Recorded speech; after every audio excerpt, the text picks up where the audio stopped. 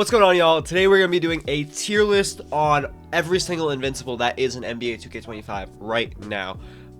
There is only about, I think, 10 to 15 range Invincibles, so it's not going to be a super long tier list, but we're going to go over every Invincible. I'm going to sincerely put where I think these guys are placed, and we just got Gary Payton as our first new Invincible since, we got, Shaq and LaMelo last week. So let's get straight into the tier list and just see where we at. So let me just check for here. We are. Okay, so just to see what we're looking at, we got Game Breaking, top of the line, good, eye, and they're a troll Invincible. So anyways, so I'm gonna go over probably from just left to right. First off, we're gonna go over Giannis. So Giannis, already I know 100% he's gonna be in the Game Breaking tier, but I'm just going to click on Giannis and just describe why this dude is game breaking. He is 6'11 with a 7'4 wingspan. His player model is ridiculous. We all know this. Giannis gets the best defensive animations in this game, period.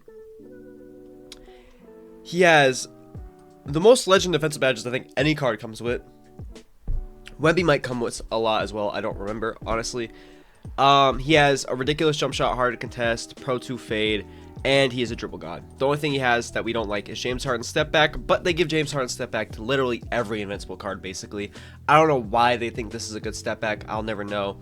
Layup package is glitchy. Dunking is glitchy. The way he moves, he has that cheesy crossover where you can literally cross right through people and then hop, step, dunk, or just dunk through people. He is broken. Without a doubt, I see this card. I know he is ridiculous. He is a game-breaking card in this game. Next one we got is Kevin Durant.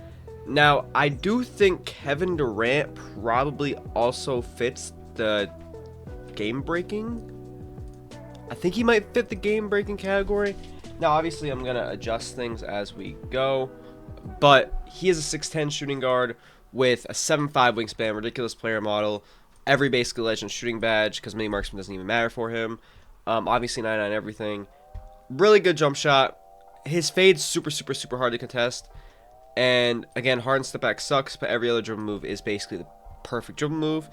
And he also has his layup package, which is good, but they also gave him straight arm tomahawks, and he always basically does that as his go-to dunk. So basically driving to the rim, he'll dunk basically from the free throw line every time. This card gets the most and 1 3-pointers I've ever seen. He doesn't get contested.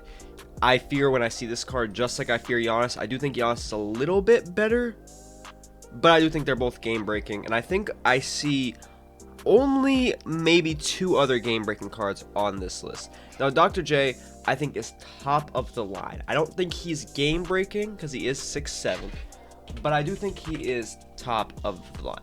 So he obviously is a 6'7 shooting guard. He is, when it comes to legend badges, he has some ones that don't really matter in Aerial Wizard. Physical Finisher is good, but not amazing.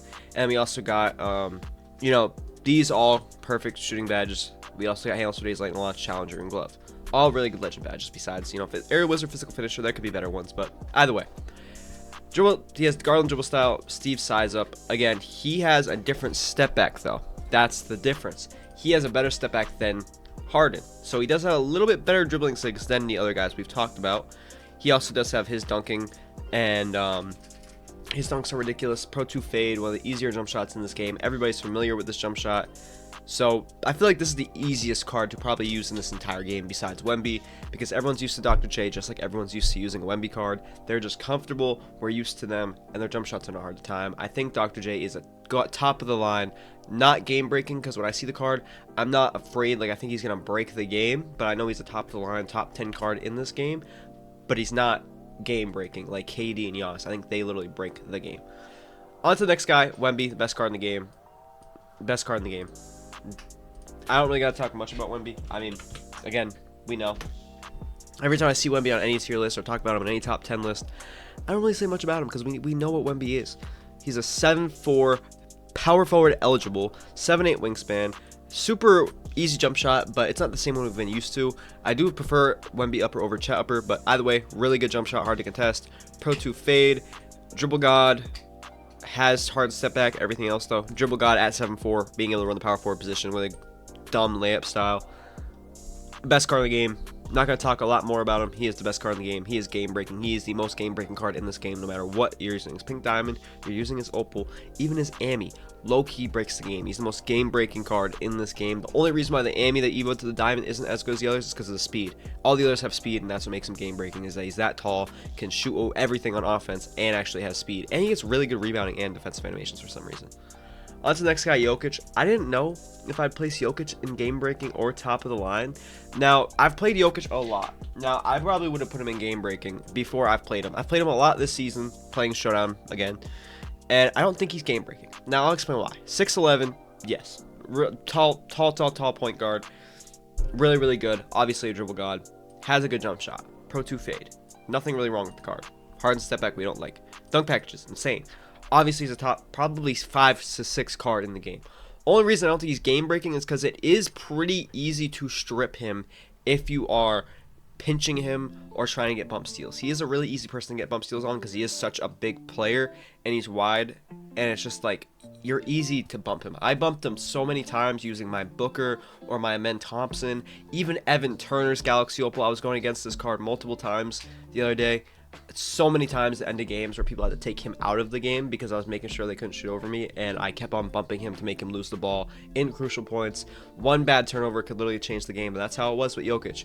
So I think as long as you don't use him as your main scorer and you just have him as a tall point guard, I think he's glitchy. But if you have like a Bogut, or if you switch a tall guy onto him, he's not going to be as effective as you think he would be.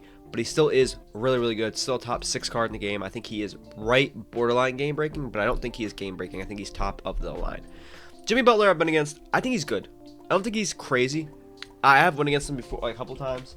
Not a lot. I've only won against him a few times, and I got cooked by him one of the games I played him. But really, I mean, his jump shot, obviously, he's basically like this. He's basically B-Roy. Like, he has this Culver Mathurin. Using him, he just feels like what B-Roy should be. The next time B-Roy gets a card, he's just going to be basically Jimmy Butler, probably with amazing dribbling sigs, probably a better step back, maybe not Garland, or maybe not Francis size up, but he's going to be pretty similar to 100 overall, or if B-Roy gets an Invincible or a GOAT card. I'm pretty sure that next B-Roy card we get, if we do get another one, will basically be the Jimmy Butler card. And that's basically all I can compare him to. Really good, solid, nothing wrong with the card, obviously. I just think he isn't here because there is some dark matter point guards that I would rather have over him, but not a lot. Like maybe like 2 dark matter point guards I'd have over him, but either way, he's very, very good. Just not, I don't think he's top of the line, and I don't think he's game breaking because we're ranking them amongst other Invincible cards, not again or amongst other cards in the game. Because obviously, even a troll Invincible like this Gary Payton, which I'm going to get to, obviously is still a top 20 card in the game. Just for an Invincible card, he's bad. On to the next one, we got Paul George. I have a lot to say about Paul George. Everyone hates him the card. And I'm just going to talk about him real quick. So, everyone hates on the card because they didn't give him Francis dribble style like all the other Invincible, or size up. They didn't give him the Garland dribble style. They didn't give him a jump shot change. They didn't give him some other sig changes. But this is still my favorite card to use in the game, and I don't even have him on my main account. This is why. Jump shot, really good, really easy, shouldn't miss. Pro 2 fade, they gave him a fade change. That was the main thing. The only thing with Paul George that needed to be changed from his regular sigs was his dribble style, his step back, and his fade. And his fade before wasn't that bad, but it wasn't amazing. Now they gave him best fade in the game, kept the step back, and gave him one of the better dribble styles in the game. Literally the only problem with this card is his step back, which he can't step back, but it's okay. His size up obviously could be better, but his size up's still good. He just doesn't have Francis. Francis obviously is way better than every other size up in the game, but he can still move really well. Still has a really good behind the back, a really good escape. He has really good breakdown combos. I like using them. I don't really use them on anybody, but I do use them on him. And his linking packages are ridiculous. Like slashing to the rim, he's one of the best. He is my favorite card in the game. I'm putting him good. I don't think he's top of the line, because again, we're ranking him amongst Dr. J.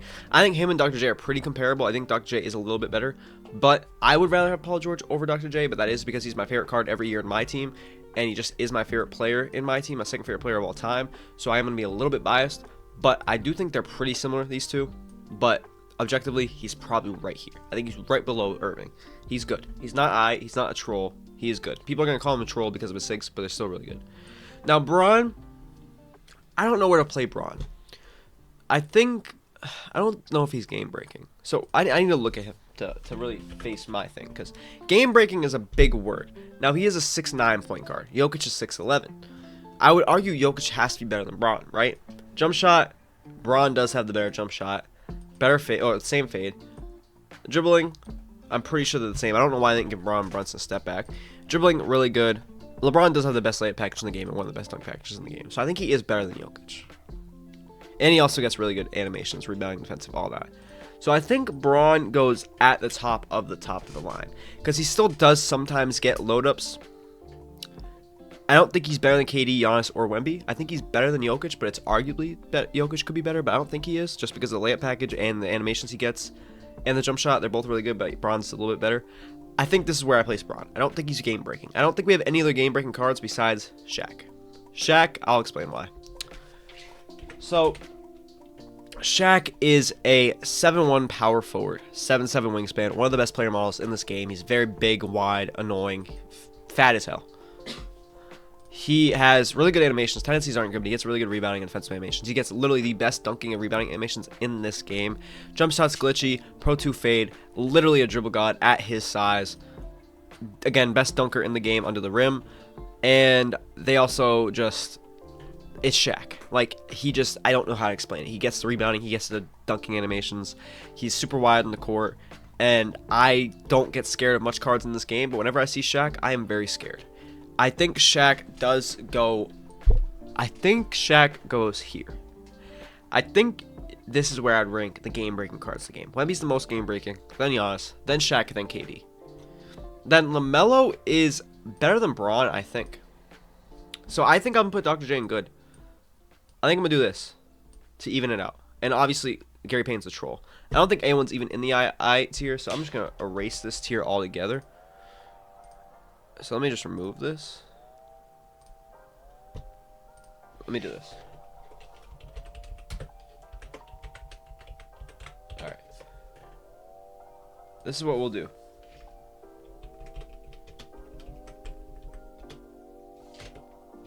Okay. This is what we'll do. We'll do this. So I'll just put troll. I think this is the best thing we do. Now I'm going to go over LaMelo Ball and why I do think he is better than Bron.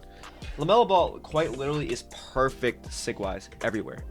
Everywhere he is perfect besides, again, the step back. In hard. Oh, he is, yeah, hard and step back. Best jump shot in the game. I do like Cam Thomas base better, but objectively everyone says KPJ is the best, so I'm going to say KPJ is the best, but I do like Cam Thomas a little bit better. Best fade in the game. All best sigs besides the step back. And Shea crossover is better as well. Good pass style. Layup package is okay. He has some cheesy floaters, but it's not broad layup package. And dunk packages are safe dunks. So I think you could argue. I think the only reason I think LaMelo is better than Bron is because Bron does get some load ups. LaMelo doesn't get load ups. Bron has better dunking packages, and he has better layups, and he has better defense. But LaMelo Ball doesn't get load ups. But I think I do this. I think LaMelo Ball is right behind Bron, actually. They're both arguably basically the same tier. I don't really know where I'd place which. Jokic, I think, probably might be... I don't know. I think all these guys are pretty much the same. They're all pretty much the same tier. I do think Jokic still is more scarier than Bron. I know Bron gets the better defensive and layup and dunking animations, but Jokic is still 6'11". So I think I put Jokic ahead of them both. As long as you have a scorer next to Jokic, I would rather have him over all the other point guards on this list. So that is how I'm going to rank it. And Gary Payton, he just came out. He is the most troll invincible in the game, and I'm going to explain why. For one, he's a 6'4" point guard, and where 6'4" is very small for a point guard now. Even Book hasn't gotten to the point where I can't run him where he's super small, but he is getting there. Legend badges, all good ones, but glitchy jump shot, great fade, just like the other one. But his dribbling instincts are troll. For one, he doesn't have Steve Francis size up. Okay. He also has hardened step back, normal hezzy, which isn't great, and he doesn't really dunk the ball much. Because this Dark Matter really didn't dunk the ball much, and he had the same sigs. He didn't really dunk the ball much. Like, he'd be open on a fast break, would be the only time he would dunk it. But if someone was down under the rim, even if you're doing a dunk meter, it just wouldn't force a dunk because he didn't have the dunk animations. It's the same thing with this card. It's going to be the same thing. Literally, I wouldn't even get I wouldn't even bother getting the Invincible over the Dark Matter. They're basically the same card. Obviously, the Invincible is better, but not that much better comparable to, like, he's not going to move that much better than the other one. He is going to move a little bit better, but not that much better, you know? Well, he is going to move a lot better, but the problem is, the thing with this card and the Dark Matter is the jump shot. The jump shot's super hard to contest. But now that we have tall point guards now, it's not as hard to really guard him because you will have height. Now, Jason Kidd still is really hard to guard, and I think Jason Kidd's better than Gary Payton. But Gary Payton obviously still is an amazing card. Still is going to be super good. He's just a little small, so there's going to be times where he's not playable because of his height. But obviously the card's still really, really, really good. Obviously still a top 25 card in the game just because of what he is and what he has. Just not giving him Steve Francis size up is just troll, honestly. And I'm probably over-hating it because of the no Steve Francis size up on a 6'4 point guard. With no dunk packages. He still is going to play really good defense if you're not going against tall guys. And he still has a glitchy jump shot. So this is my tier list. I do think Game Breaking is these four. Then these are top of the line. These are all good Invincibles, and this is troll. Every single one of these cards I play on my team. Obviously, every single one of these cards is a top 20 card in the game. Basically, all these guys are in the top 10. So yeah, let me know what y'all think about the tier list. If you agree or disagree, let me know what your thoughts are on my tier list. And if you enjoyed the video, leave a like and subscribe. We're trying to hit 1,000. I think we're like less than 50 away from hitting 1,000, so we're getting there. But yeah, if y'all enjoyed the video, let me know, leave a like and subscribe, and I'll catch y'all on the next one. Love y'all. Deuces.